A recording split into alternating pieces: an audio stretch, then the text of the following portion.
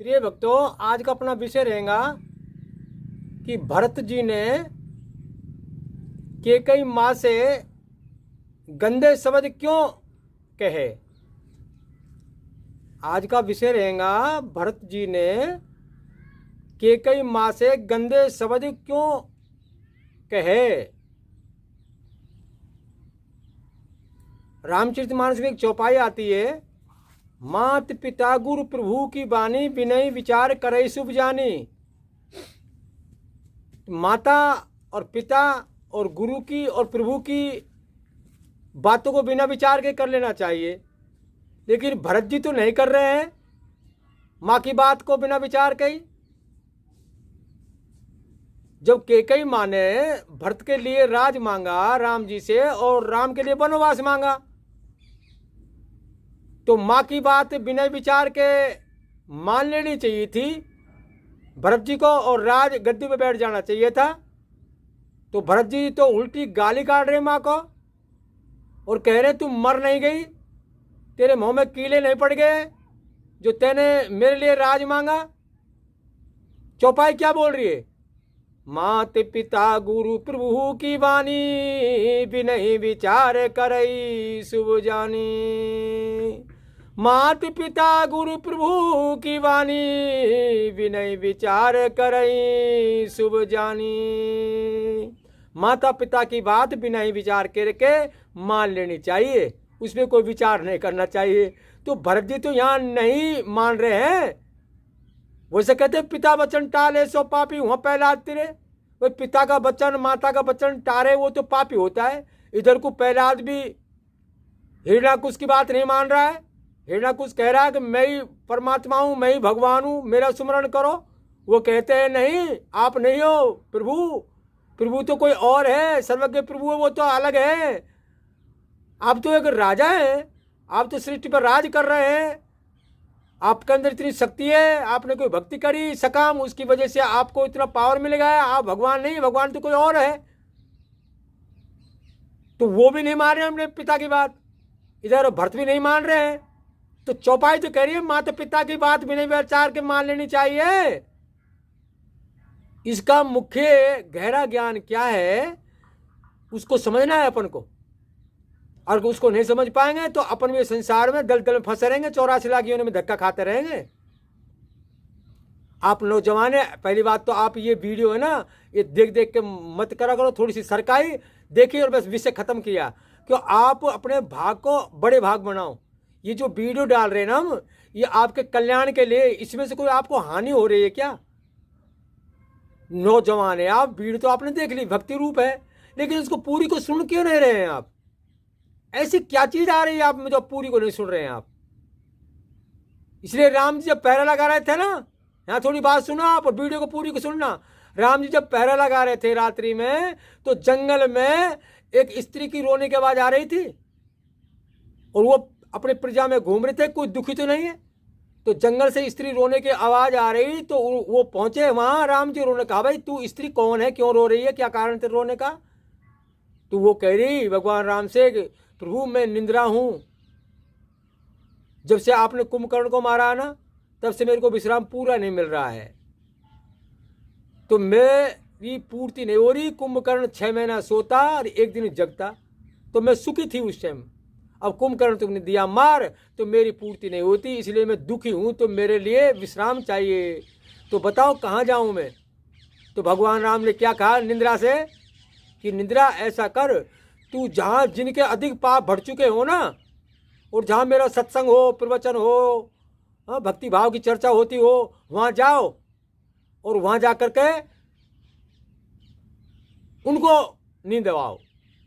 तभी तो कहते हैं ना, तुलसी पिछला कर्म से हरि चर्चा ना स्वाय, जैसे ज्वर के रोग में भूख जुदा हो जाए। तुलसी पिछला कर्म से हरि चर्चा ना स्वाय, खेऊंगे खे लड़ मरे नहीं उठ घर को भग जाए। या तो नींद आने लग जाएंगी, या सो जाएगा, और या उठ के घर को भग जाएगा। जिनके अधिक पाप बढ़ चुके हों, पापी तो अपन सभी हैं, मैं भी पापी हूँ जो आपको सुना रहा हूँ। अगर मेरे पाप समाप्त हो जाते हैं ना तो आवागमन से रहित हो जाता है, लेकिन नहीं हुआ अभी। इस जन्म में थोड़ा बहुत चलने का प्रयास कर रहे हैं, आप भी प्रयास करो, मैं भी प्रयास करूँ। तो यहाँ गीता जी में साफ कह दिया है कि वो आगे चल करके भ्रष्ट नहीं होगा। इस जन्म में जितना चलेगा ना, अगले जन्म में उतना तैयार मिल जाएगा। जैसे अपन को दिल्ली जाना है और दिल्ली से आगे अपन जैसे चले, तो जैसे रामगढ़ है, जहाँ से ये वीडियो बन रही है, रामगढ़ है इसका नाम। तो रामगढ़ से दिल्ली जाना है हमको, तो बीच में नौगांव पड़ता है, फिर फिरोजपुर पड़ता है। तो ऐसे वो कहते हैं कि अगर रामगढ़ से आप नौगांव तक चले तो अगला जो जन्म है ना आपको नौगांव से होगा, रामगढ़ से नहीं होगा। ये अर्जुन के कृष्ण के संवाद हो जाता है। जो तुम्हारी भक्ति में चलता चलता मान लो भ्रष्ट हो जाता है, किसी कारण से रुक जाता है, तो प्रभु क्या वो बादलों की तरह छिन-भिन हो जाता है। आकाश में बादल दिख रहे हैं और थोड़ी देर बाद में पता नहीं कहाँ गायब हो गए। तो कृष्ण जी कहते हैं माध्यम बन के हमको ज्ञान दे रहे हैं। वो साकार रूप में, अगर वो कृष्ण नहीं होते तो हमको ज्ञान कौन देता, राम नहीं होता तो ज्ञान कौन देता। वो जो सर्वज्ञ प्रभु है निराकार परमात्मा, वो तो देह धर के आते ही नहीं है, उनकी माया आती है, वो काम कर रहे हैं। तो कृष्ण जी जो कह रहे हैं कि नहीं, वो छिन-भिन नहीं होता, उसका अगला जन्म वहां से चालू होगा, रामगढ़ से नहीं, नौगांव से चालू होगा। फिर अगले जन्म में वो नौगांव से फिरोजपुर चला तो फिरोजपुर से चालू होगा, फिर गुड़गांव से चालू होगा, तो धीरे धीरे एक दिन दिल्ली पहुंच जाएगा। ऐसे ही अपन इस समय जो यथार्थ ज्ञान लेकर के चलेंगे ना अपन, तो उस परमात्मा के धाम में, नित्य धाम में चले जाएंगे। तो चलने का प्रयास करें। तो यहाँ जो अपना प्रसंग चल रहा था कि उन्होंने गाली क्यों काढ़ी अपनी माँ को, भरत जी ने, जबकि बिना विचार के कर लेनी चाहिए थी उनको। तो यहाँ अर्थ यह आता है कि जो भगवान का मार्ग रोके हमारा और संसार में फंसा है, वो कोई माँ नहीं है, वो तो दुश्मन है, शत्रु का समान है, जो दलदल में फंसा है, भगवान की भक्ति ना करने दे। ये ज्ञान लेना अपन को। यहाँ वो भगवान राम का वही साकार रूप आ रहा है। यहाँ अगर साकार से निराकार की प्राप्ति होती है। यहाँ भरत जी और भगवान राम और केकई माँ सब रोल कर रहे हैं उस सर्वज्ञ प्रभु की प्रेरणा से। हम गलती ना करें, वो गलती नहीं कर रहे हैं कोई भी। नहीं तुमको दिखता है भरत अपनी माँ से आप शब्द बोल सकता है? ऐसा नहीं, ये नाटक कर रहे हैं, लीला कर रहे हैं, रोल कर रहे हैं। हम गलती ना करें, हम झूठ कपट छल छिद्र का पैसा ना कमाए, ऐसा राज ना करे, ऐसा राजा ना बने जो छल कपट का राज करे, राजा जनक जैसा राज करे, राज को उसका 1 रुपया भी काम में ना ले, है ना। रविदास जूती गांठता रहा, उनके पास कोई पारस पत्थर धर गया तो वो पारस पत्थर भी काम में नहीं लिया, उन्होंने अपनी मेहनत से पैसा कमाया। कबीर साहब रेजा बुनते रहे, खेती थी कबीर साहब के पास में, गाय थी। तो इसी तरह से हमको भी भक्ति करनी है यहाँ। और जो यहाँ भरत जी अपनी माँ को जो अपशब्द कह रहे हैं ना, वो लीला रूप कह रहे हैं। अपन को लीला रूप में ये बात समझ लेनी है कि भरत जी तो अपन अपने लड़के का नाम रख लेते हैं, के कोई लड़की का नाम नहीं रखता। क्यों कई तैने जुल्म कर डारे बन को भेज दिया भगवान। यहाँ तो साकार रूप ले लिया के का, और वहाँ देखो भरत का गहराई रूप ले लिया। क्यों भगवान से विमुख नहीं रहना चाहते वो। जैसे हम भगवान की भक्ति नहीं करें और सब राजपाट में लगा रहे, धन दौलत में लगा रहे, तो कहाँ जाएंगे हम? दलदल में फंसेंगे। मान लो हमारे माता पिता भी यही बताए हमको कि कोई भगवान नहीं, पैसा कमा लो जैसे कमे वैसे, झूठ से, कपट से, लड़ाई से, झगड़ा से, हैं, छल से, कपट से, पैसा लाओ। ईसा पीर ना मूसा पीर, सबसे बड़ा हो पैसा पीर। अगर ऐसे माता पिता हमारे हैं और हमसे ये बात कह रहे हैं पैसा लाओ चाहे कैसे कमा के लाओ, तो ये माता पिता हमारा उस मार्ग को रोक रहे, भक्ति मार्ग को, और दलदल में फंसा रहे। तो ऐसे माता पिता तो मर जाए ना, वो भी ठीक है, जो हमको संसार का रास्ता हमको बताए दलदल में फंसाने का और भगवान का रास्ता रोके। इसीलिए भरत जी ने ये ज्ञान दिया हमको कि वो माँ नहीं, वो तो शत्रु का समान है, काम कर रहा है। तो भरत जी ने अपनी माँ से यही कह दिया, तेरे मुंह में कीड़े नहीं पड़ गए, तो मर नहीं गई, मेरा भक्ति मार्ग रोक रही है और राजपाट में फंसा रही है, तो मैं भगवान से विमुख नहीं रहा। इसलिए तो नंदी गांव में और जंगल में जाकर के अपनी कुटिया बना के रहने लगे। तो भरत जी साधु हैं। तो भरत तो आज हम हमारे लड़के का नाम भी रख रहे हैं, भरत बेटा। केकई नहीं रख रहा कोई, रावण नहीं रख रहा कोई, परमात्मा नहीं रख रहा कोई। क्यों? परमात्मा तो नाम रख ही नहीं सकता कोई भी। परमात्मा तो एक है ना, सर्वज्ञ है ना, उसका नाम कैसे रख देंगे अपन? विष्णु रख दिया, राम रख दिया, लक्ष्मण रख दिया, महादेव रख दिया, शंकर रख दिया, हनुमान रख दिया, क्योंकि ये महान आत्माएं थी, सृष्टि का काम करने आई, देवताएं थे, तो देवताओं का नाम तो हम रख लेते हैं, लेकिन परमात्मा का नाम नहीं रख सकता, वो नहीं रख सकता कोई भी, क्योंकि ये तो अज्ञानी से अज्ञानी भी जानता है कि मेरा जो पुत्र है देवताओं के समान तो अच्छा तो बनाऊं मैं, लेकिन परमात्मा के समान कैसे बना दूं।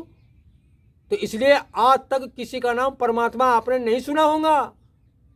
परमानंद, आत्माराम, आत्मानंद, ब्रह्मानंद, निरंजन, ये सब कुछ मिल जाएगा, लेकिन निरंजन राम का अर्थ क्या है कि सर्वज्ञ प्रभु, कण कण में विराजमान परमात्मा। इसीलिए तो गीता में है अर्जुन, उस परमेश्वर तो अन्य ही है जिसको वेदों में परमेश्वर परमात्मा नाम से कहा है। दो पुरुष है, नासी पुरुष और अविनाशी पुरुष। नासी पुरुष शरीर, अविनाशी पुरुष आत्मा। उत्तम पुरुष तो अन्य ही है जिसको वेदों में परमेश्वर व परमात्मा कहा है। तो परमात्मा हम हमारे लड़के का नाम नहीं रख सकते, विष्णु रख सकते, विष्णु देवता है ना, और देवताएं सब भयभीत है, सबके पास में हथियार है। विष्णु के पास में चक्र, हनुमान के पास में घोटा, शिव जी के पास में त्रिशूल, राम के पास में धनुष, सबके पास में हथियार है ना। किसका डर है? क्या सर्वज्ञ प्रभु को भी हथियार की आवश्यकता है क्या?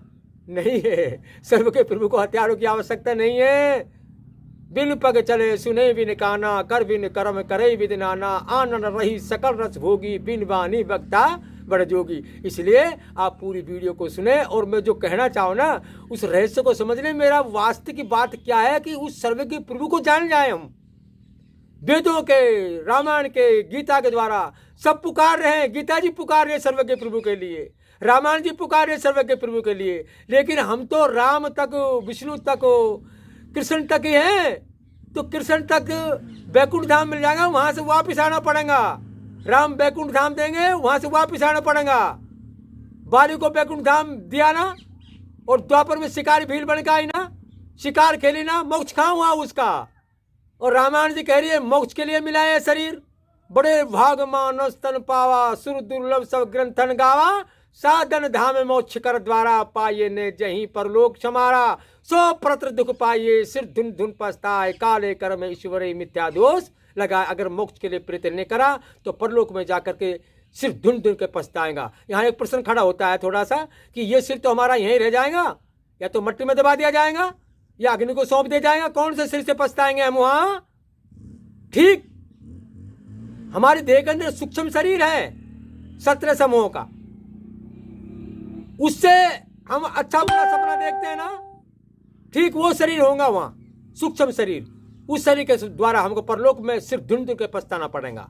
जब वहां पूछेंगे ना पार्षद क्या किया आपने मृत्युलोक में जाकर के, भक्ति की, भजन किया, पुण्य किया, कुछ नहीं, कुछ नहीं, कुछ नहीं, तो जाओ 84 लाख योनियां भोगो। कुत्ता, बिल्ली, सुअर, कीट पतंगा बनो। रात्रि में कुत्ता देखते हैं, बाजार में देखो कुत्ता कितना दुख पा रहा है, कितना कष्ट भोग रहा है, कू कू कू कू सर्दी में मरता है, भूखा प्यासा, रात भर तड़पता डोलता है, कभी किधर कभी किधर कभी किधर। और कीड़ा पड़ जाता है ना खोपड़ी में, जब कैसा भागता फिरता है। बाजार में अगर कुत्ता आ गया तो कोई भी अपनी दुकान के आगे खड़ा नहीं होने देता उसको। ये पहले मनुष्य रह चुका है, 84 लाख योनियों की पीड़ा भोग रहा है। तो इसलिए 84 लाख योनियों से बचने के लिए आपको यथार्थ सत्संग सुनना पड़ेगा। और यहाँ भरत ने जो बात कही वो लौकिक में आप